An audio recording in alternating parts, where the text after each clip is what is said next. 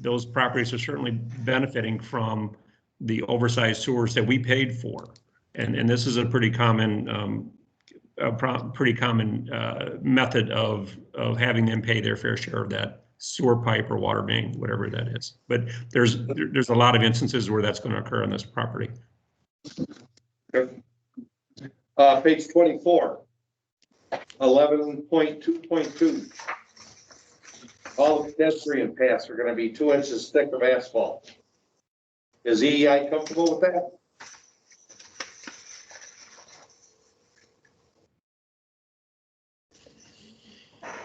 Brad, Tim, 2 inches for a pathway, is that adequate? Yeah, 2 inches is a common thickness for asphalt.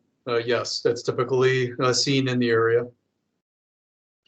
I just wondered because our path isn't 2 inches. Ours is a little thicker than that. And I think if you try to put any kind of a snowplow piece of equipment on this, the 2 inches will become gravel in a couple of years. That was going to be our next question. Is that if we have to maintain this as a village, how do we plan on doing it if 2 inches isn't big enough to support the weight of the pickup truck and plow? Well, this is sidewalk. I can comment on that. That's the path. That too. Pedestrian path. Trustees, I can certainly comment on that. A couple things. This is the standard that we use throughout all of our subdivisions, including Thornwood, I mentioned earlier, Highland Woods, and also we've already had path within Prairie Ridge in certain areas. We typically always do 8 inches of stone and 2 inches of asphalt surface. And we quite often, drive on those with vehicles to maintain them or to get to other areas. They're for pedestrians or for bikes, but they hold up very well, first of all, but I will say they do require maintenance occasionally. But the responsibility for maintenance of these paths is the HOA, right? Because these paths will all be on HOA property and within and owned by the HOA. So there will be no cost to the village to make these repairs if they're needed. At the time that the HOA still survives. Like, not say, what happens if the HOA fails, we need to maintain this? That's what I say. Oh, Yes. Yeah, exactly. There is the backup SSA, right? But also the HOA has to survive because somebody has to own those properties. And if they don't, whoever takes ownership of those properties would. But and there's never been an HOA that's any of our projects that has failed. You gotta stay down. I know, it's just when I was to get good, I went up. Page 26. Page 11.2.9, halfway down. Owner shall be required at the village request to install a final lift of any street within the property if the minor course is exposed to 3 or more winter seasons. Is at that point, it's not turned over to the village, correct? It should be after that another year, after the Final surface is done, then we own it. Yeah. Before that, they have to plow yeah. it. Okay, here's. Page 27, all of it. 11.2.11. They have a plan to put $5,000, and I want the guy from Crown to answer this. $5,000 in an account, and if the weeds and grass get out of control, the village has the right to mow it and then bill the account. And then the owner shall, within 15 business days, replenish the account. No, it's cheaper for them to just let it go and let us do it than for them to hire and maintain it. We will become the policing body of it. And I don't agree with this at all. We made it during construction. Yeah. Yeah, during the whole construction, but there's also things in here that if a house is built, the house next door doesn't have to have a sidewalk for up to 36 months until that house is built. So we're gonna police this until this project is done, am I right? Well, there's a couple of things there. I would say we'll police it first, right? Because it's not good for sales when you have an untidy site. And we do have contract, we're doing it now in Prairie Ridge, and we'll continue to do it because we need to maintain those, particularly with homes in the area, we need to maintain those lots and those streets. So the other side of that is, I believe the village, and I could be wrong, Mark, but I believe the village has an ordinance in place where we can be fined if we don't maintain our property, just like any other homeowner within the village. And I'm not sure what the fine is, but I know they can add up. So that's motivation for us as well. But I can assure you, we'll put an escrow deposit. I think this may be required by ordinance. Maybe I'm wrong on the 5,000, but we'll certainly put that money in there. And we have no expectation that the village will ever have to use it while during the period of construction when we'll be in charge. And we got a 15-year history with the village, I think, that shows, our intentions are pure. Trustee Coe, that's a standard provision. That's a village requirement, not a crown requirement. What's that? The $5,000 deposit. I understand that, Mr. Hedges. What I'm saying is this will force us to be the watcher of the property. Somebody will have to keep an eye on it, or somebody from the public will call in and complain that lot 631 has weeds 3 feet tall.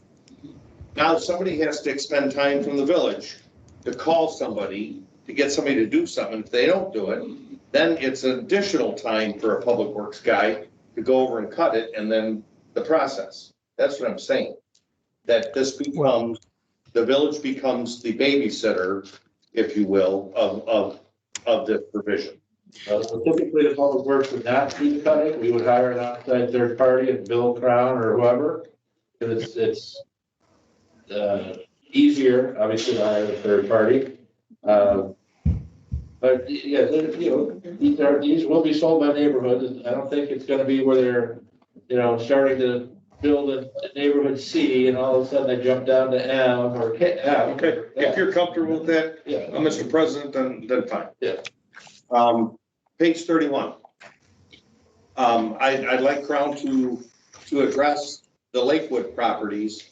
All of the water from the Crown development, the Oakwood Homestead development, is going to go across to Lakewood. Am I right? Yeah, yes, but on a slower rate than it is now. It's going there now. But Okay.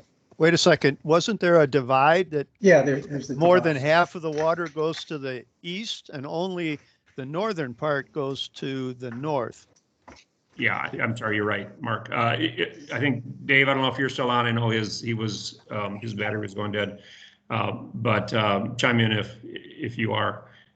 Yeah, so the Illinois drainage law requires that, the water that enters your property needs to continue to enter your property, and the water that leaves your property continues to leave your property. So, and the water that leaves our property in the orange up there in the Kishwaukee River watershed currently goes to that location. And we're detaining it, so it's not going to flood like it has been. And as that water drains down through the pipe system that in Lakewood that it was designed to do when Lakewood was developed, it'll drain down through that pipe to that same location that it is going to now.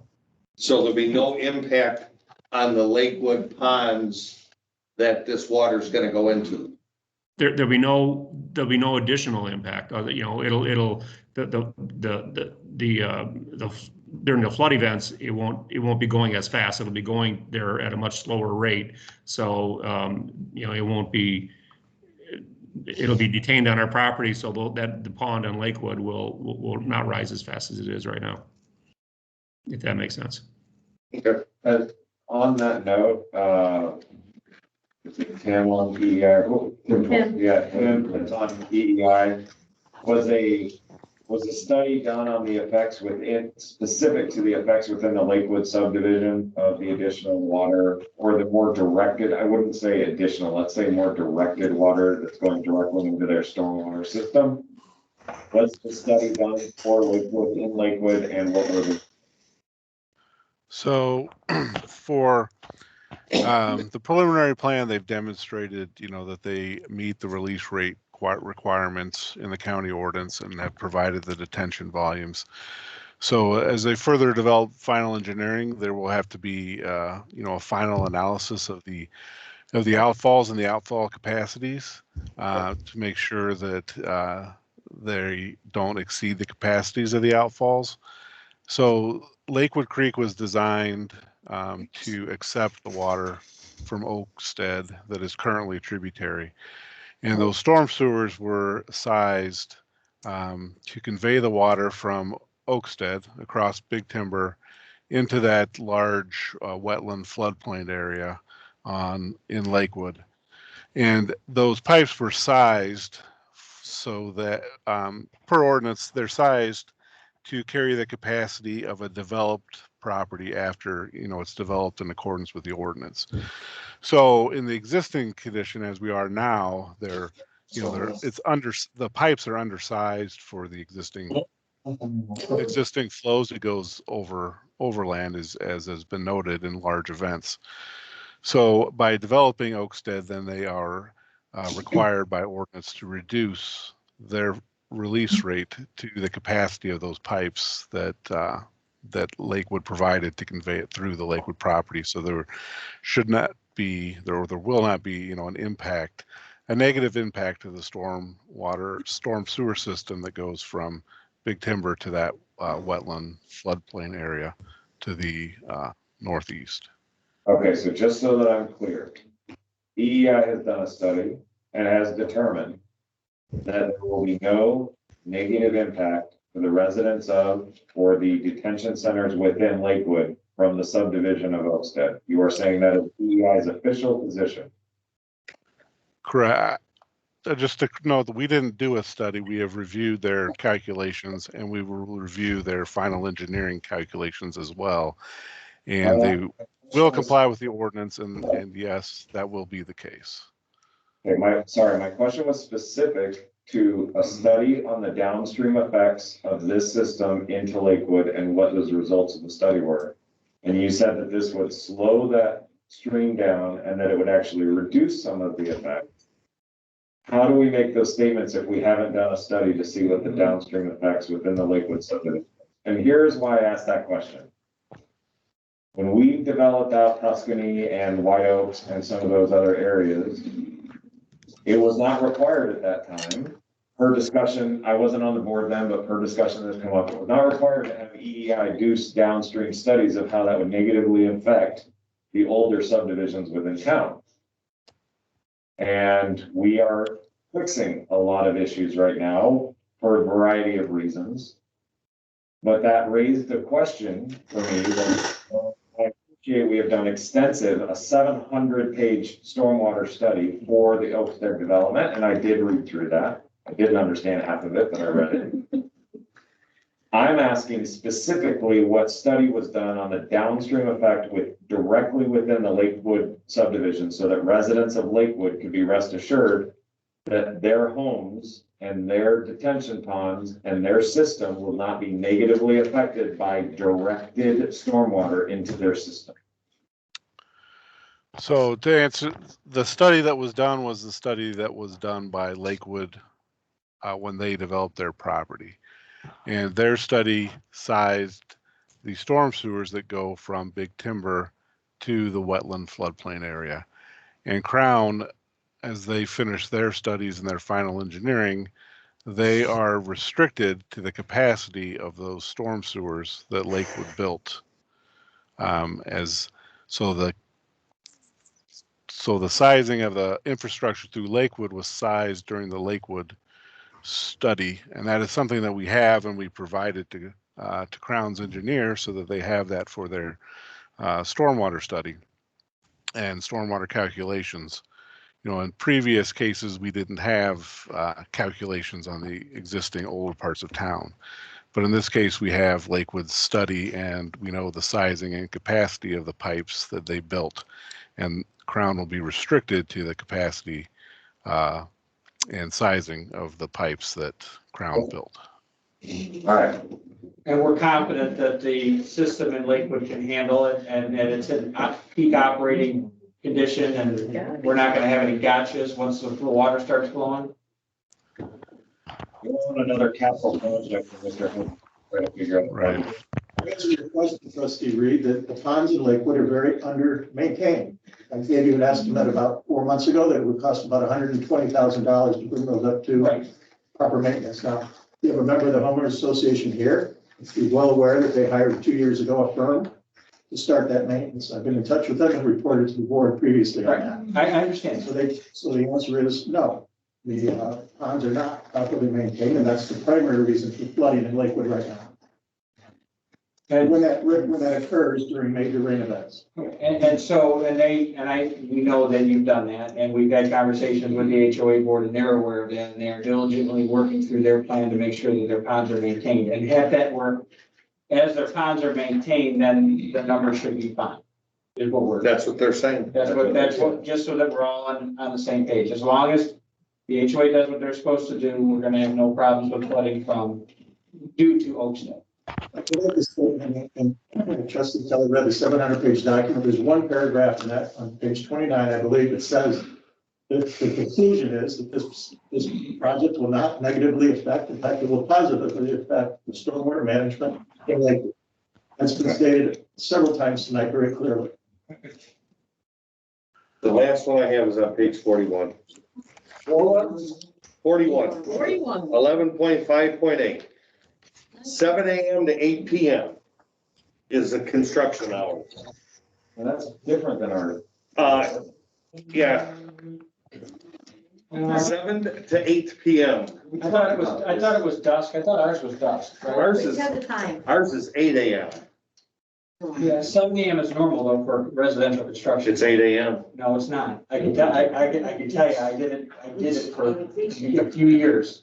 And it was 7 a.m. I had to be on the job site. We had to be on the job site by 6:30. We couldn't start making noise till 7. The village ordinance is 8.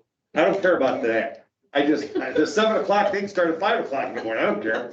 8 o'clock at night? Isn't that, what's our ordinance say? Isn't it dusk? We just wrote this. I know, that's what I'm asking. Did we? Yeah, We just passed it. we just did, and I thought it was dusk.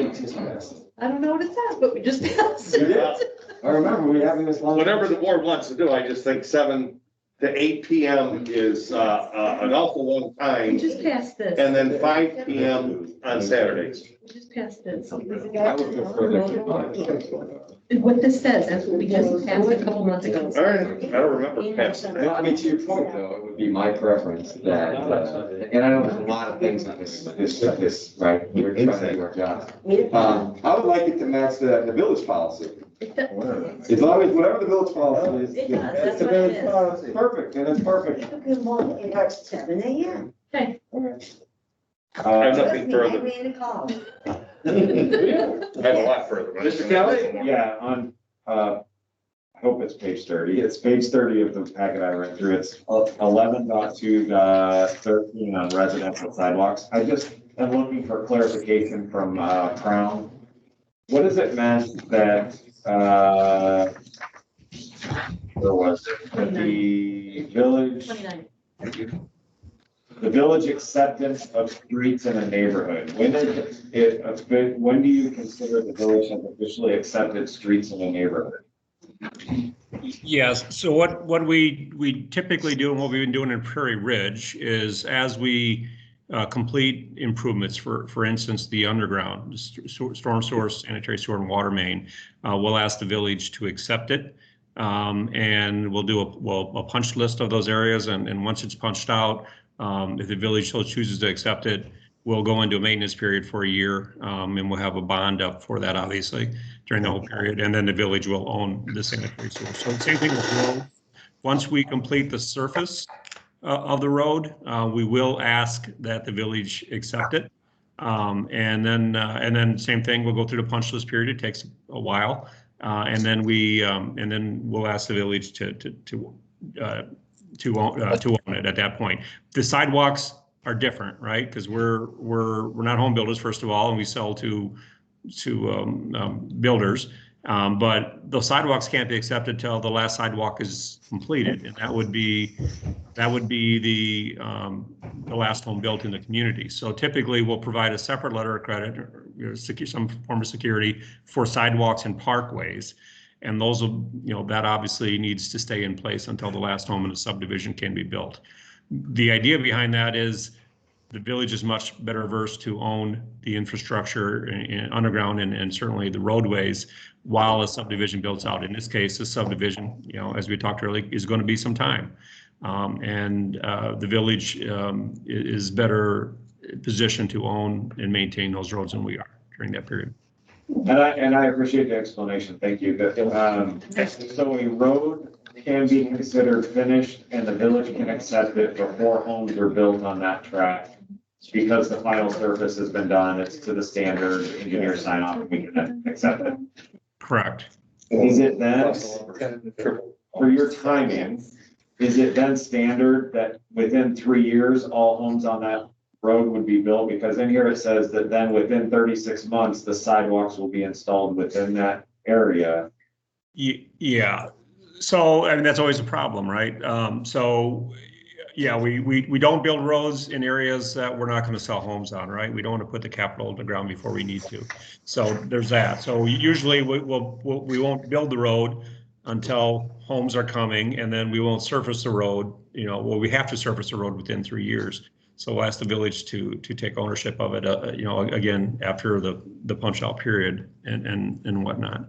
But as far as completing the sidewalks at that same time, it's problematic because now we're building sidewalks on vacant lots that don't have homes on. And once that home gets built, the sidewalks tend to get destroyed because of construction traffic, because of the connection of the sewer and the water and whatnot. So Trucks going over these sidewalks are gonna crumble the sidewalk getting construction materials. So that's why I was wondering if the 3 years is pretty standard and what we consider like when the village would say we've accepted this. So that really helps. It was more of a clarification, not a question of is that the right amount of time. okay. I didn't understand. That's why I was asking. There are things that I've in the past been told, well, the village accepted that as final. But the work wasn't really done. But the village accepted it as final. So that's why I'm trying to understand. I understand. I have no further questions. I asked one about Read. what's your name? Anyway. I know. So, around in Lakewood, we have a problem in certain areas of the subdivision. And their townhomes or the duplexes rather, with their single car garages and their single width driveways over the sidewalk and no basements. I didn't see any language in here restricting any types of building. I know that Crown's not in the home building business, but we've never really been involved in this part of the, or at least I've not been involved in this part of it, right? Even in the 8 years that I've been on the board. When does that conversation take place? Because that creates all kinds of havoc up in Lakewood with parking. Right. Yeah, actually, I might defer this to our planner. Rich, you got, can you respond to that question? You're on mute, Rich. I could barely hear. Could you say that one more time? So in Lakewood Crossing across the street, we have an area of the subdivision that has townhomes with single car garages, no basements, single car width driveways. That's like a car and a half. So what ends up happening is in the winter, to get 2 cars on the driveway, you're almost inherently blocking the sidewalk. And then in the wintertime, it creates a problem when our parking ordinance goes into place. So one of the things that we talked about initially was trying to limit that type of home from being built where there's no place to put anything but inside the garage, and the single width driveway, so that, because we don't want to create the parking problems that exist in Lakewood Crossing at the current time. Yes. So what we would be proposing would be townhomes that would have 2-car garages and room for parking out front, plus your ordinance will have a guest parking requirement. And without going into blowing this up in further maybe I can blow it up a little bit. We've got lots of room for guest parking, say in this townhome pod down in Q. So to answer your question in short order, we're going to have guest parking for each townhome on in front of the 2-car garages, as well as guest parking around the site. And they are 2-car garages, is what you're saying? Yeah. That's correct. So that was a major point of discussion during our negotiations, that would not be permitted here. Excellent. What about, I know I know that there's a lot of problems over Tuscany Woods with these shared mailboxes. There's a lot of problems with package deliveries and that kind of thing. Are we doing shared mailbox pods in this development, or are they all gonna have individual mailboxes out on the street like everywhere else in the village? So Are you talking the townhome? I'm talking everywhere. talking everywhere. I can answer this, Rich. So this is a pet peeve of mine in our entire company. We prefer, you see what we like to do, well, maybe you haven't seen it in our other communities, but we like individual decorative mailboxes in front of each home. Unfortunately, the U.S. Postal Service has gone to they call them CB units, cluster boxes that you now see in Prairie Ridge. We fought hard. We continue to fight hard to not have to do the cluster boxes because we prefer the boxes in the front of them. Unfortunately, it is a mandate of the U.S. Postal Service for all new developments going forward. We wish we could change it. We're campaigning to change it, but I don't think we're going to be successful, unfortunately. So I share your concern about those, by the way. General display. Well, that's what happened halfway through Tuscany Woods. You go to Tuscany Woods, well, half the homes have an individual mailbox. Everything to the west end of it now are cluster boxes. It's They couldn't even drive up to a fairly recent change by USPS. Yeah. So, but not a good one in my view. But they did it to save costs. Squeezing them like you do. We could actually fix that accident. We wouldn't have to be so hyper efficient. As a son of a mailman, my father. And it's guys like you that squeeze them. Speaking of Tuscany Woods, I just want to get clarification from Crown, and this goes to declarations of protected covenants and section 12, page 44, and it deals with the HOA. One of the issues that I've seen come up a lot in the social media community within Tuscany Woods is that there are different HOAs for different parts of that community that are all owned, like governing different parts. They're not like Lakewood, where Lakewood has an HOA that is responsible. Can you verify or confirm for the board that the entire Oakstead development will be managed and owned by one HOA and not multiple different HOAs? I can, and it will. But here's the caveat. In those common maintenance areas, such as the townhome areas, such as the active adult areas, we will need to do a sub HOA, which would still be subordinate to the master HOA for the entire community. But we need a sub HOA simply because of the maintenance free aspect of those areas, the common maintenance aspect of those areas. Obviously, their fees. Their dues are much higher to the sub HOA because they're also paying for someone to plow their snow and mow their lawns. But yes, the entire subdivision will be under one master HOA. Okay, and that master HOA is the one that does the declarations of like what kind of fence you can have. Yep, correct. Just making sure, because I don't think that's the case in Tuscany, because that's where people aren't sure, like, do you know which HOA I go to for this question? Yeah, I can't speak to Tuscany Woods. Tuscany Woods is that they still have not handed the HOA over to the residents. It's being managed by the developer, which is a very poor practice. This is a big issue. Yeah. Okay, thank you, sir. You're welcome. Any questions on this side? Good over here. You good over there? Is there a spokesperson for this side of the table? Yeah. And if you're all looking at me like, why don't I have any questions? Here's my thoughts. I like this plan way better than the 2005 plan. I think that the school is a huge asset for our community. If we don't say yes to this, we're stuck with the 2005 plan. I didn't want to say that. For 4 years.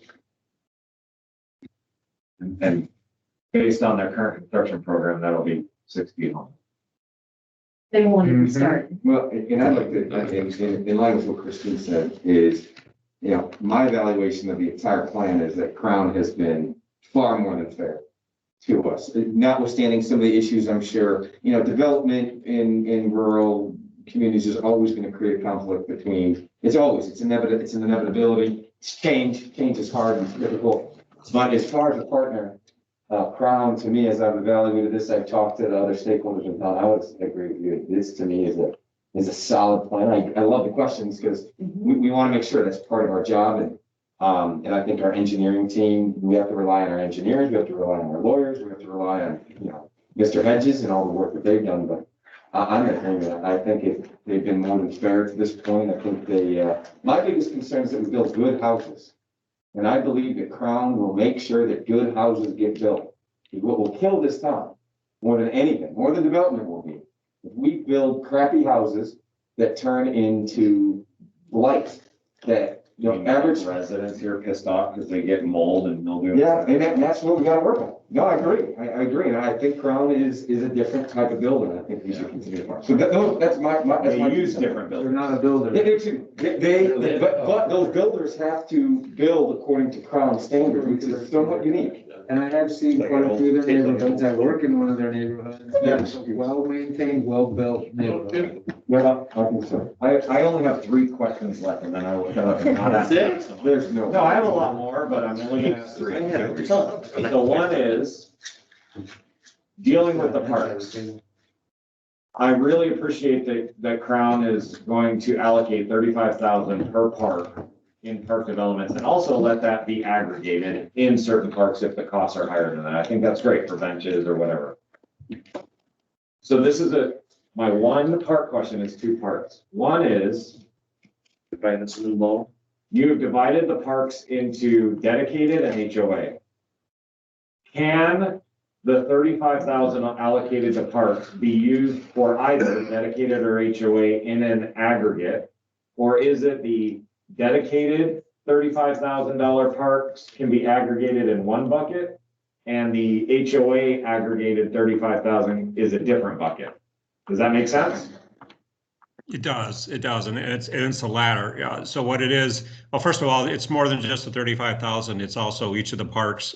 We will be grading and seeding, installing sidewalks and a lot of work. You're doing connections and water, sewer. Right. One is just like how that 35,000 aligns. Yeah. So the way the original agreement reads and the way this agreement reads is it's a minimum of 35,000 in park improvements such as gazebos, playground equipment, and whatnot. And we worked with the park district.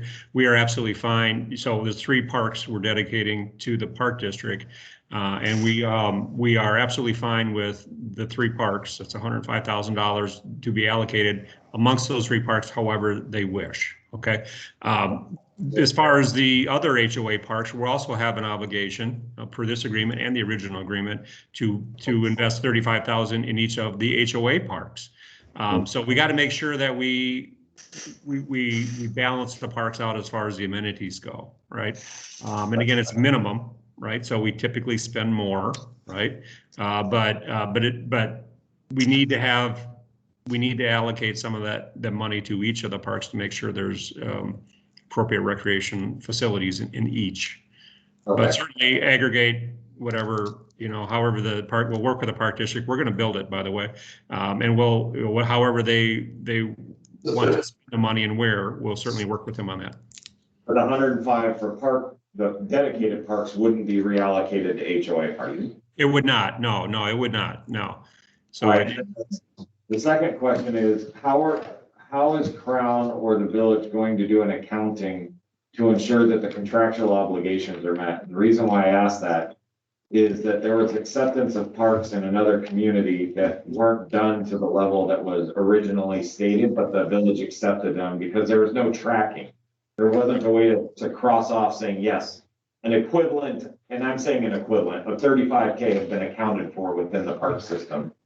There wasn't something like that. So they accepted parks and now the park district has done OSVIB grants and different things to upgrade it. How are we going to be able to accept that all of those improvements have been done? What's the accounting that would take place? So we're committing to it in this agreement tonight, right? Assuming it, hopefully it'll get approved. So we're committing to it there. But also I don't know if Laura's on or not, but we're certainly, if that's a concern of the park district, we're certainly fine with going into an agreement, making sure, that we make the improvements that we say we are. And we're certainly going to, we'll provide whatever evidence she needs that we spent, that amount of money in each of these parks before we turn them over. Great, thank you. So then my second question is in regards to the fees. the school district impact fee is listed as prepaid.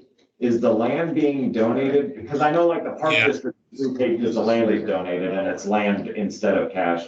Is the Right. land where the school is being built being donated to the school district and that's why it's listed as prepaid? So no, so what that is, that goes back to the 2005 agreement. The high school campus, the 100-acre high school campus. Back in 2005, we, in that agreement, we donated that site to the school Okay. district for the campus, and that satisfied our requirements for all parcels. And with the fees then too, did we only pass a transition fee for township, not an impact fee for township? Yeah. Okay, all right, cool. My last question deals with. Well, no, that was 3 right there. My third question is in regards to the diagram you show for streetlights. Okay? I think that they look really nice. You list on here in the diagram, and maybe trustee Coe can add light onto this. But you list that they will be metal halide lights used in the streetlights. Is there a reason why we're not looking at something energy efficient like an LED or a? I got that written down, but I stopped asking questions. I can respond to it. I told you you'd deal with it. So I think Brad will remember this, and perhaps the mayor and Mark, when we came to the village in 2005, that the standard that you see there was our standard. It's a standard. Sorry, go ahead. They were looking for the page. No problem. It's the standard that we used in our Thornwood community. It's a standard we use in Island Woods, in Elgin. The village of South Elgin adopted that standard after we presented it to them. Elgin adopted that standard when we presented it to them, and so did Hampshire. So we're pretty proud of the streetlights, but you're right. At the time it was metal halide lights. There's much better LED lights that look just like that are now the standard for that and much more energy efficient. So these lights will not be metal halide. They'll be the latest version of that exhibit is more to show the architecture than anything, not so much the fixture. And Brad, I don't know if you can add anything to that, but. Oh, I think you stated it correctly. Plus the village's standard is to use LEDs. So that's the direction we'll go. That's exactly what we'll do. The final plan, it will say LED. Yep. Okay. Can I ask one last one? No. I said 3. They were 3 with multiple parts, but they were 3 and I'm done. They were. It's like a math test, man. Welcome. Yeah. I have one question for numbering. I want to. Mr. Ray. I was just gonna ask about fire hydrants. Are they all on one side of the street, or are they mixed? And for that reason, are we looking at doing one side of the street parking in this development like we've done in other developments? Yeah. So water mains are typically on one side of the street and sanitary sewer is on the other, typically. May even be required in the ordinance in Hampshire. So where the water mains are, that's where the hydrants are. So are we looking as a board to do one side of the street parking before they break ground? Or are we, before people start moving in, or are we gonna wait for people to complain that they can't see around corners? Say there's no parking on the Well, artery road. seeing as how it's 10:30 and we don't have any final plans yet, maybe we ought to wait till we have the final plan. Well, that's Does what, he know? that's what I'm asking. They don't care. They don't give a rat's what side of the street anybody parks on. Well, but there's gonna be signage requirements and that kind of thing, so my question is if we pass the ordinance after the development agreement is approved, who's gonna pay for the signs? So therefore, I think that they should care, because then they can pay for the signs. And put them up.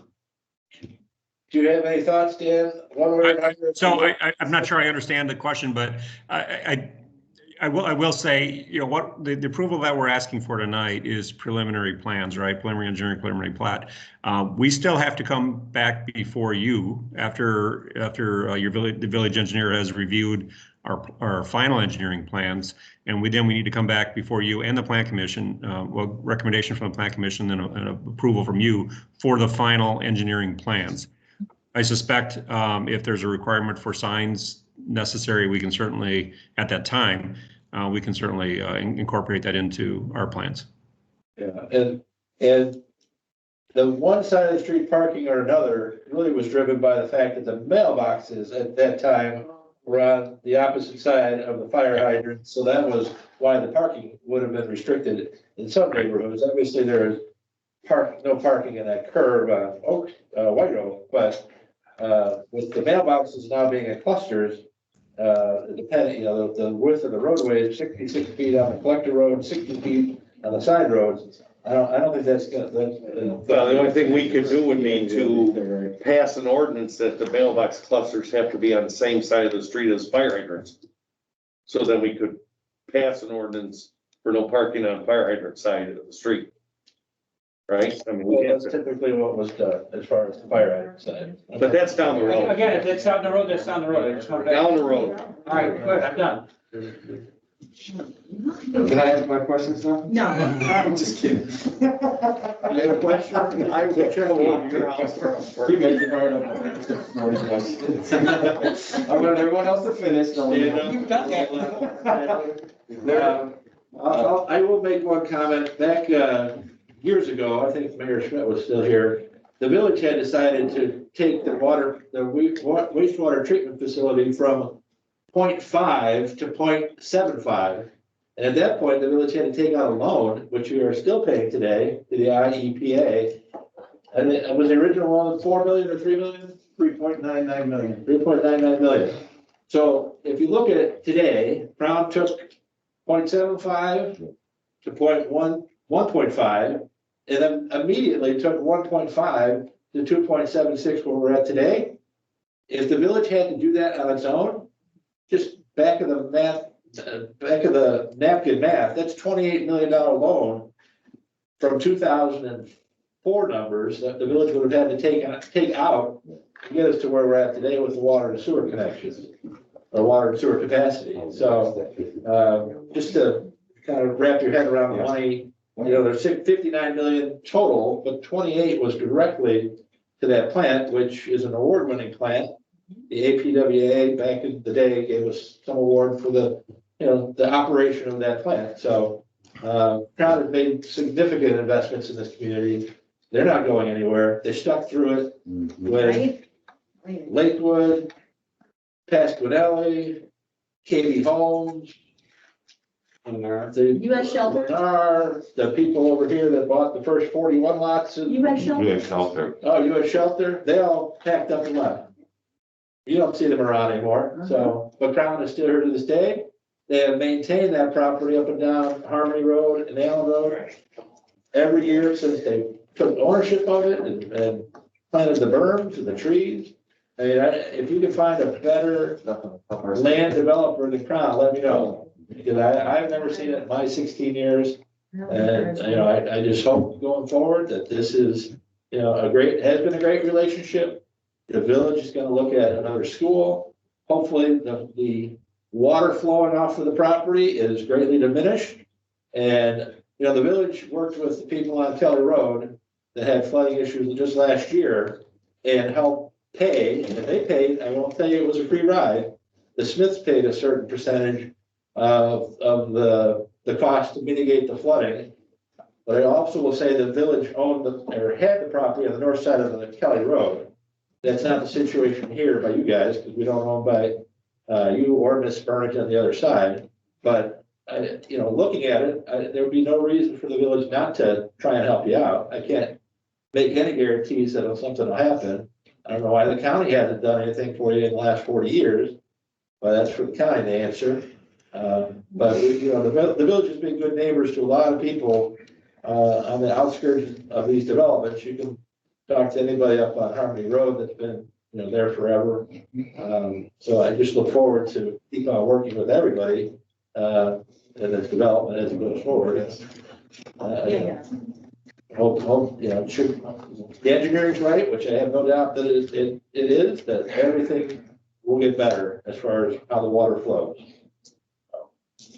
That's my feel. Thank you, Mr. Mayor. Appreciate those kind words. All right, we have a couple bookkeeping items here. First one is the ordinance that will approve the annexation agreement, the amendment to the annexation agreement. It is ordinance 21-07. I would entertain a motion to approve that ordinance. It's an ordinance approving an annexation agreement and amendment to the annexation agreement between the village and Hampshire East LLC relating to the Oakstead planned residential development in the village. So moved. Second. Question? The ordinance is the agreement we just discussed, right? Yes. In there, they refer to the Hampshire, or the Park District as the Hampshire Park District. Does it matter that it's not listed by its legal name, Hampshire Township Park District? We will make that adjustment where needed. Okay. Do you have a page number? It's everywhere they mention. the Park It's just Hampshire. They just call it Hampshire Park District and the legal name. So wherever listed, it should say Township Park District. Hampshire Township Park District.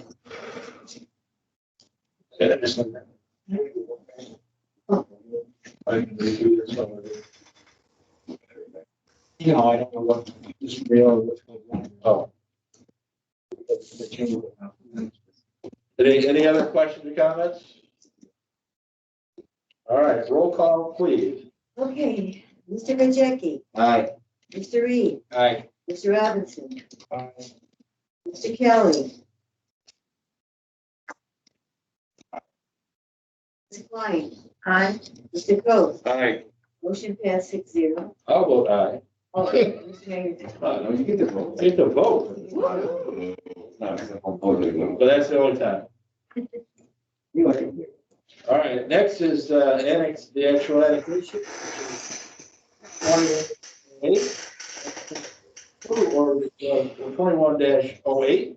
An ordinance annexing certain territory to the village of Hampshire, King County, Illinois. So moved. Second.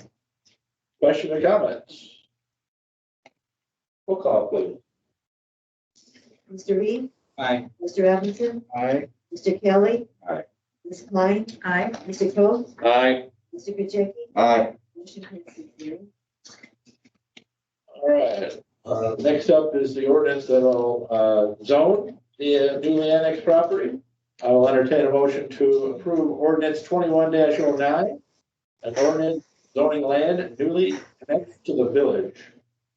So moved. Second. Any questions or comments? Roll call, please. Mr. Kelly. Aye. Ms. Klein, Aye. Mr. Coe, Yes. Mr. Majewski, Aye. Mr. Reed, Aye. Mr. Robinson, Aye. motion passed 6-0. Please. All right, last order of business is a resolution. I will entertain a motion to approve resolution 21-04, a resolution approving a revised preliminary development plan for the Oakstead planned residential development in the village. So moved. Second. Questions or comments? This is accepting the plan as they've given it. The preliminary plan as they've given it. Right. This is. The preliminary. Right, the preliminary plan as they have given it, the drawing and what we discussed. Any further questions or comments? If they come back with a final, it should be the same. Correct? With minor changes, maybe? Yeah, Mr. Hedges? Yes, the final engineering will simply be more detailed, and it will be reviewed by our engineering department and then by yourself as well. Any further questions or comments?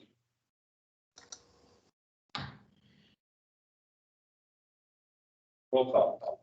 Mr. Coe, Yes. Ms. Klein, Aye. Mr. Kelly, No. Mr. Robinson, Aye. Mr. Reed, Mr. Majewski, Aye. motion passed 5-1. All right. Thank you, everybody, for your patience. We're not done. Now you can sit down. Oh, we weren't kidding. That's right. That's what we need to pause. All right, anything further, Mr. Hedges? No, sir. All right, public safety, Everyone's safe. field and trail. Field and trail. Fields and trail. Field and trail. Village services. Nothing, dude. Trustee Flynn, Village Services met yesterday, to discuss the proposed process for our refuse and recycling renewal. The decision was made, just to update the board. Mr. Hedges is going to reach out to local municipalities, to his contacts, to find out who they use, the services they get, and then the satisfaction of those services. He'll come back next week. Village Services will meet again next week. We'll also take a look at that, take into consideration a community survey that we're going to be launching to ask the community for their feedback on the services they're receiving and what they use and don't use. If we go with waste management as a renewal, there are possibilities to save the residents money, but it would be changes of service, such as recycling every 2 weeks rather than every week in a larger can. So we want to ask and get resident feedback as part of that. Next week we will meet, we'll make the official recommendation, whether we say go to bid or just negotiate a renewal of contract. We will come back to the board at the next meeting from now, so 2 weeks, with a recommendation for the board. I ain't got nothing on it. Is that good? Public Works, They're working. I'm chill. They're working. DDDC. I have nothing that's worthy of sharing it. I do have a couple of items. She just got skipped over. Okay, we have some reimbursements, $316.43 to be paid on or before March 24th, 2021. Second. He has to make the motion. All right, I will entertain a motion for the first accounts payable in the amount of $316.43. So moved. Question or comment? Roll call. Hurry up, Ms. Klein. Aye. Mr. Kelly. Aye. Mr. Evans. Mr. Reed. Aye. Mr. Gajeki. Aye. Mr. Coe. Aye. Motion passed 6-0. Any comments on the second bills payable? Yes. What is a fee waiver for Hampshire Park District? $1,500. Don't worry about it. I can speak to that. Here's Ms. Lyons. Page 5, Hampshire Park District fee waiver, $1,500. Anyone know what that's about? I- You waive I can $50? help you with that. Oh, yeah, Ms. Lyons is in the back. Yep, I can help you with that. When the Park District received their permit for the concession stand at Tuscany Woods Park, they were charged a fire classification fee, which was waived by the fire department. So we collected that fee and we're returning it to the Park District. All right. I like that. It's got Time for a 1,500. raise. I got one. 17. Any other questions about the number 2?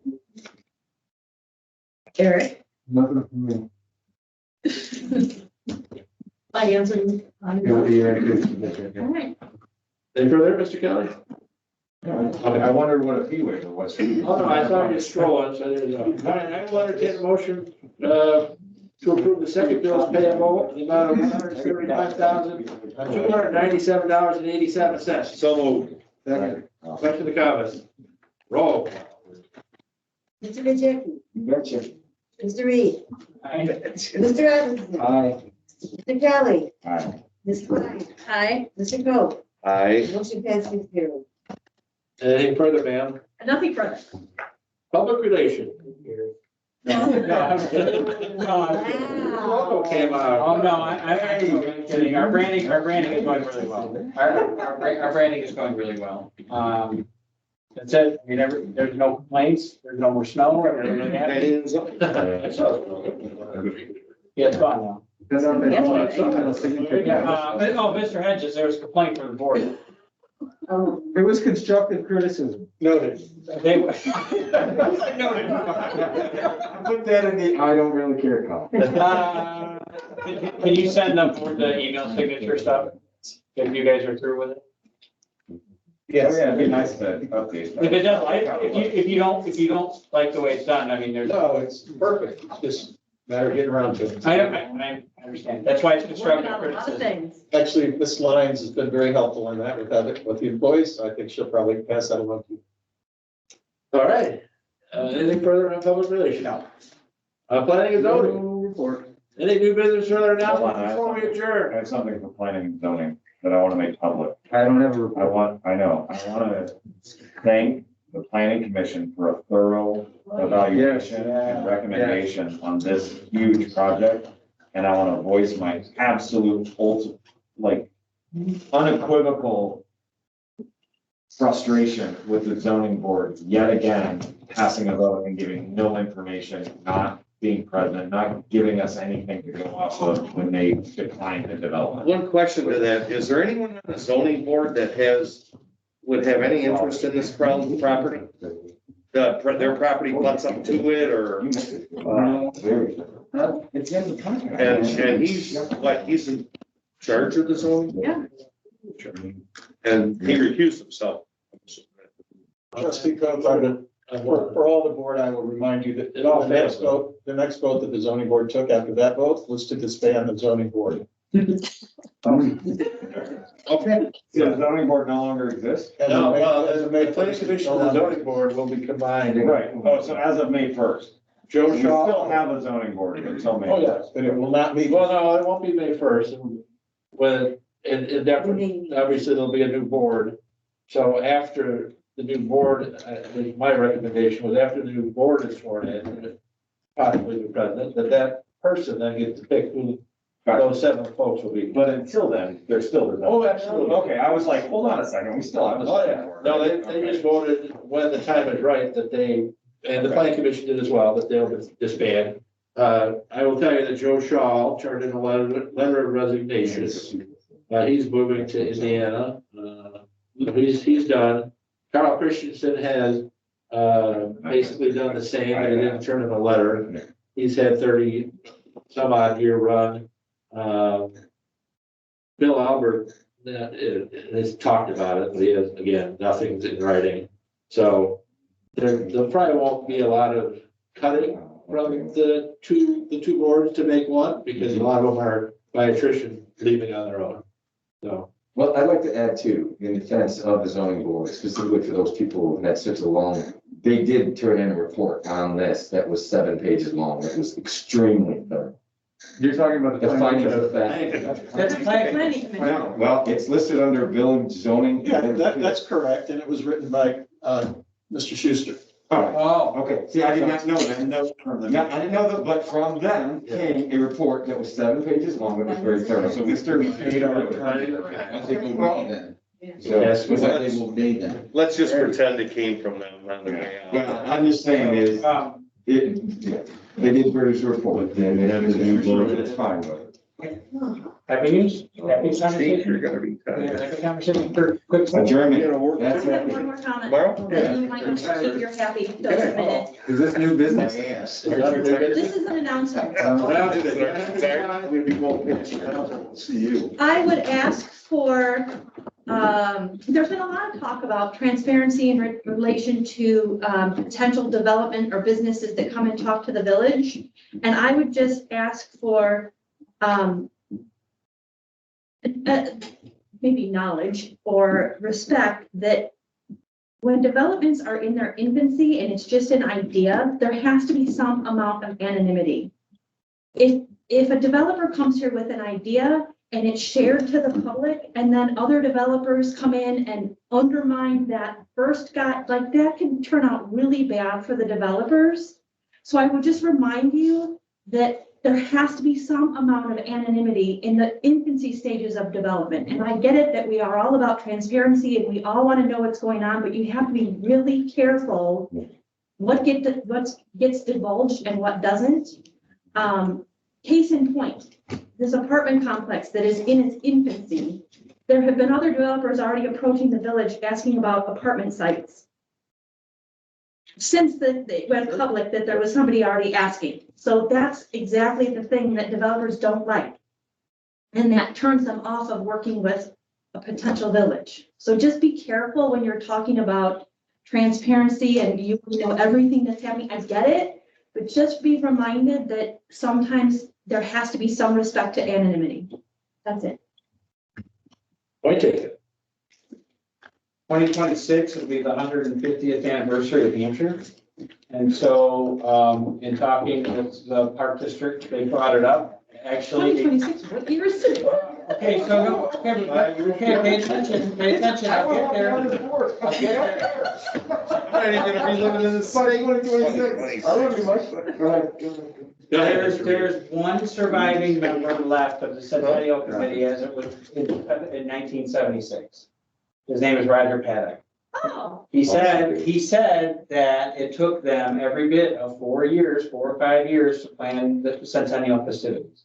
They didn't have computers back then. Yeah, we put this, Mike, we put this together in 3 days. To work off of in 5 years. So what I'm getting at is we should start the conversation of understanding what we did in 1976 and try to plan it for 2020. I'm thinking of downtown grill on one side, beer on the other side.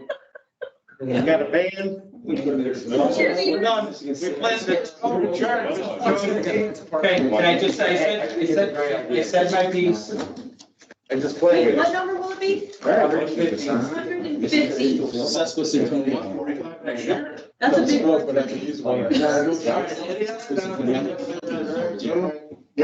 Second. I will entertain a motion to adjourn. Second? All in favor? Aye. Opposed? Nice to see all of you. Guys, Thursday. folks, Would you? have a good evening. Wow.